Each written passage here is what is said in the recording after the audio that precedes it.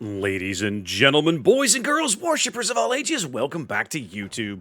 My name is SeaRaptor, and today we're back on the bridge of Tier VII American heavy cruiser USS New Orleans for yet another battle report. Now, New Orleans is a ship, and you've heard me say this before, possibly around the channel. This is a ship that I did not like for the longest time. I didn't even like her way back in the olden days when she was the Tier VIII American heavy cruiser.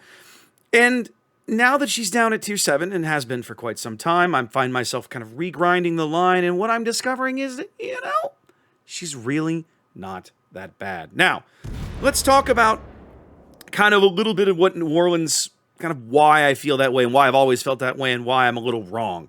So, at the top end of the American heavy cruiser tree, starting with Baltimore at Tier 8, you begin to get the American super heavy shells. They are really good AP shells, right? You can do just horrific things with the AP from Baltimore, Buffalo, and Des Moines. But New Orleans is the last ship that in the line, in the tech tree, that doesn't get these fancy shells, which is really frustrating. You want that extra damage, right? You want to be firing the AP. Now, she does still get the improved ricochet angles that the other ships do.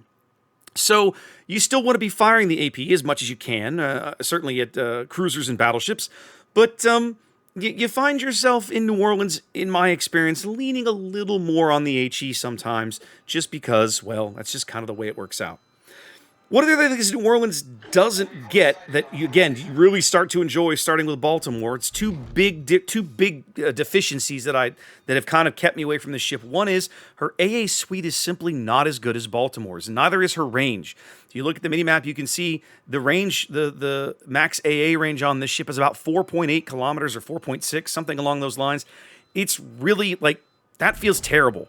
That feels terrible when you're used to playing Baltimore and Buffalo and Des Moines.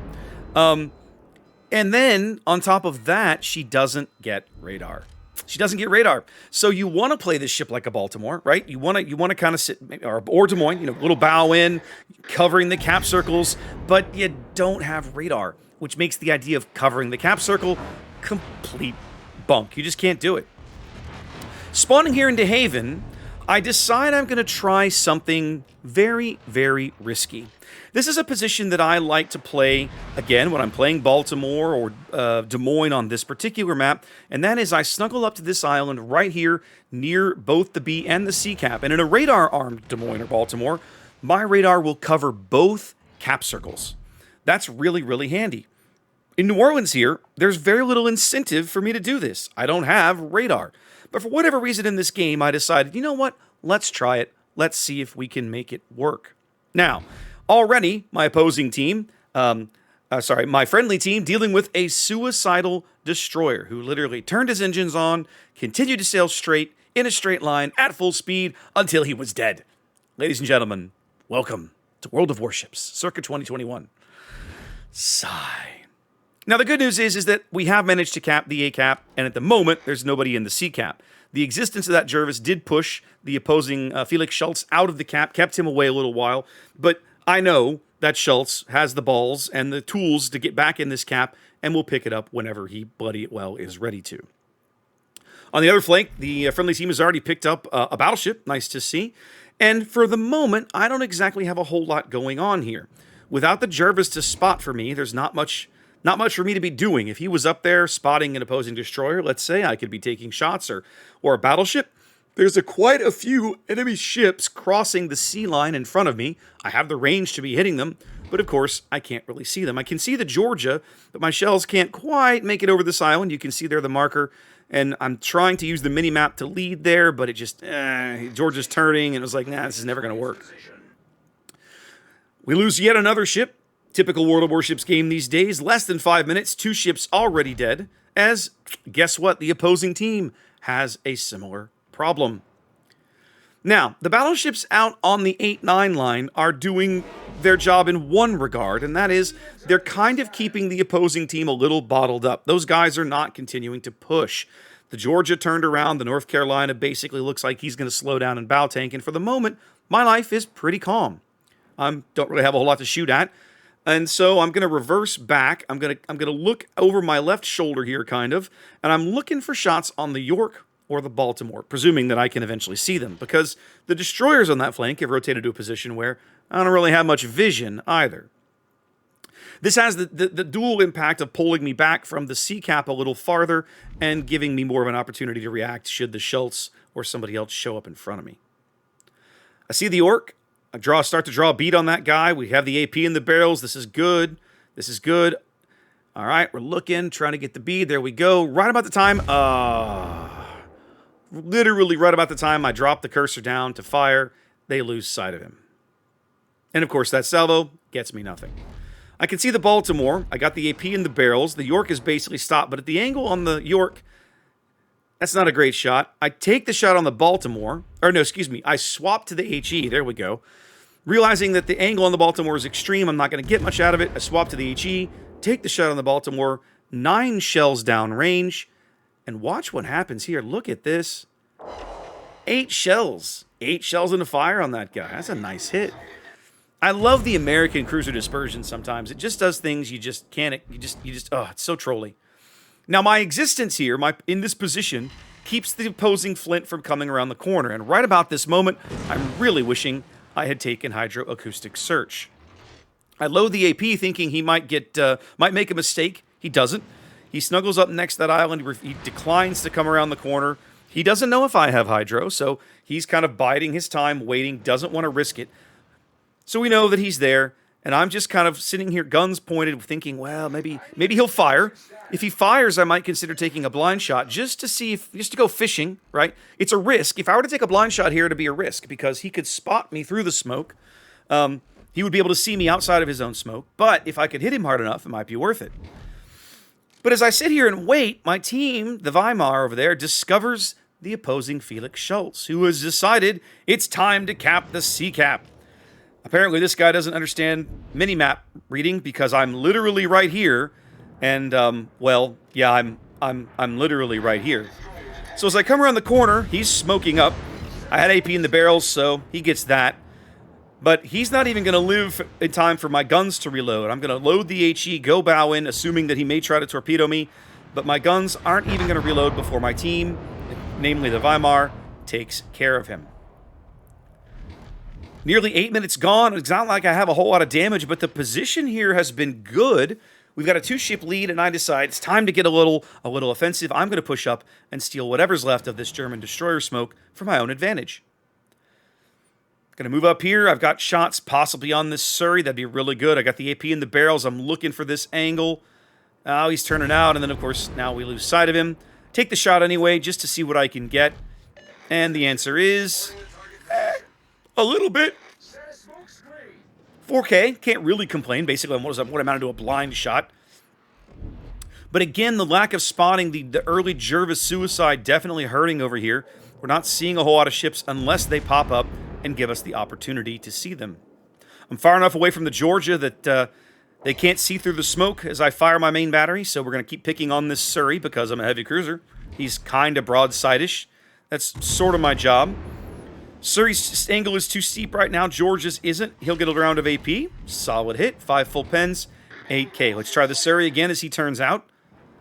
Smoke is expiring here in about 10-15 seconds. I got to stay frosty. Only the bow turret's getting over there, but one of the battleships thumps him good. I come in and clean that guy up for literally just 400 damage, but it's enough. Kill number 1. 9 minutes in, 9 ships dead. It's been a bit of a bloodbath here. Not something you normally see on Haven. The island arrangement doesn't always allow for this. Now, I could be taking shots at this North Carolina in front of me, but he overmatches my bow armor with his 16-inch guns. I'm not willing to take that risk. He's literally a couple hundred meters outside my detection radius, so I just continue to reverse and go, I'm not going to give him this shot. As he pushes up, he actually would be spotting me on the surface now had I not retreated back behind these islands again. Now, I figure he doesn't have a good angle on me, even if he knows that I'm here. The angle with me snuggled up to this island is going to be really challenging for him to get shells in here, so I decide to get cheeky and take that shot. But behind me, astern of me in the sea cap, the Flint has come out into the open, and so once again, I decide it's time to go try and fish that guy out of the cap. Load the AP, and we continue our slow, inexorable, sternward march towards this Flint. I'm really hoping that I can get back here and at least reset him, put some shells into him in time to not allow him to cap B. But alas, it's not meant to be. Just too slow. Just too slow. Not a thing. I'm doing about 14 knots full reverse, but there's a lot of island here, and unfortunately, he will pick up this cap before I get there. But with a 2-ship lead and a 200-point lead, I'm not sweating it just yet. If I can get him off the board, that will feel really, really good. Game's half over now. We've crossed the 10-minute mark. I'm still not exactly rocking the damage here, but I still feel pretty good so far about the positional choice that I've made.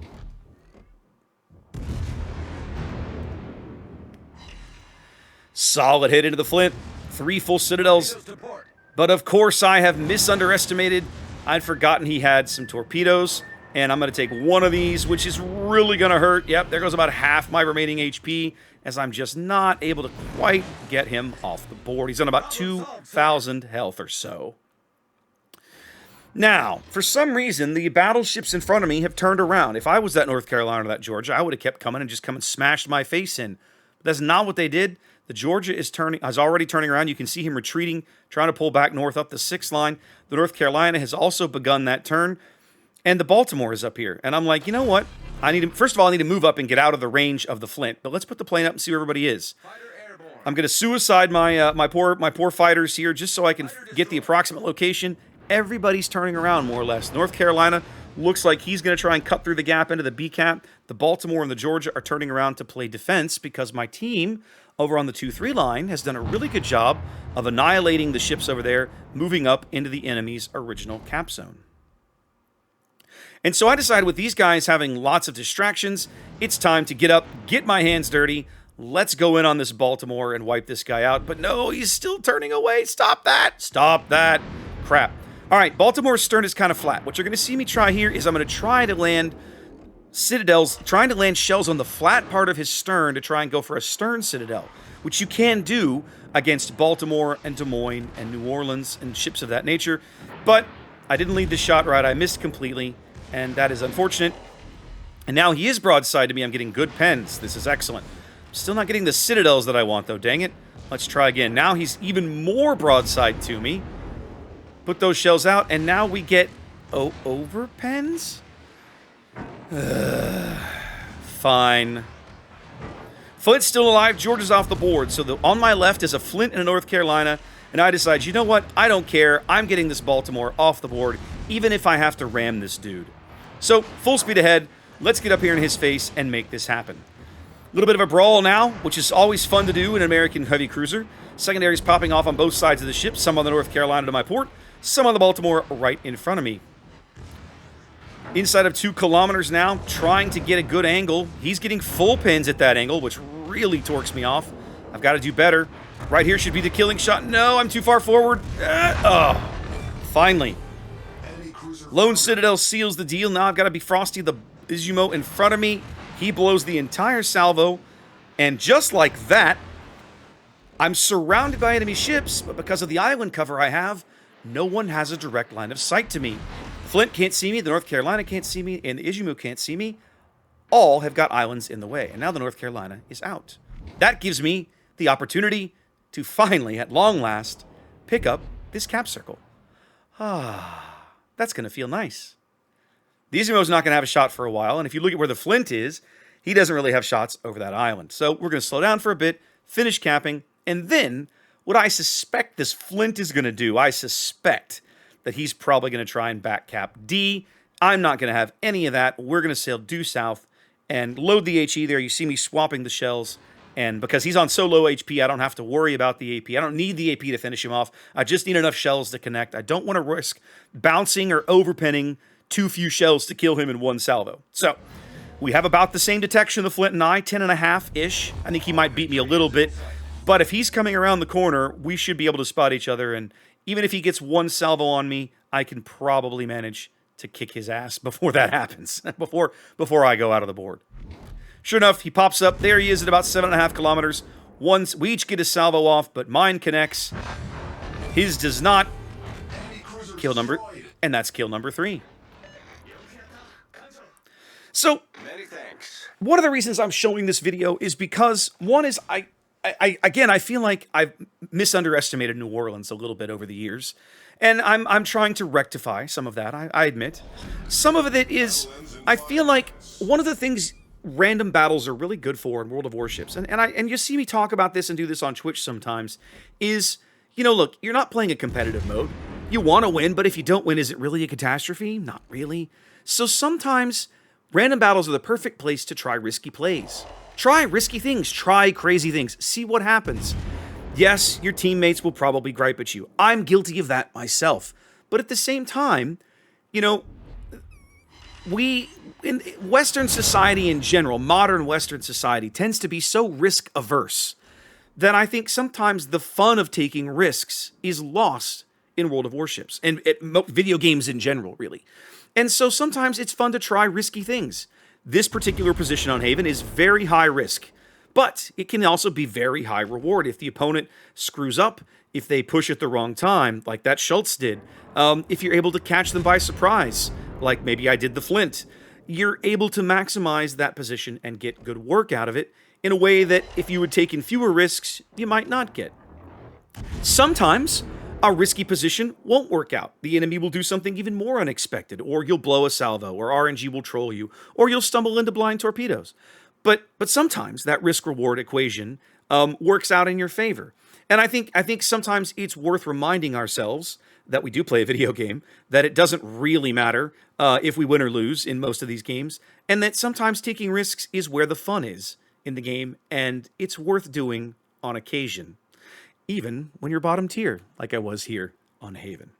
Anyway, guys, hope you enjoyed that replay. Wash your hands, be safe, and I'll catch you next time.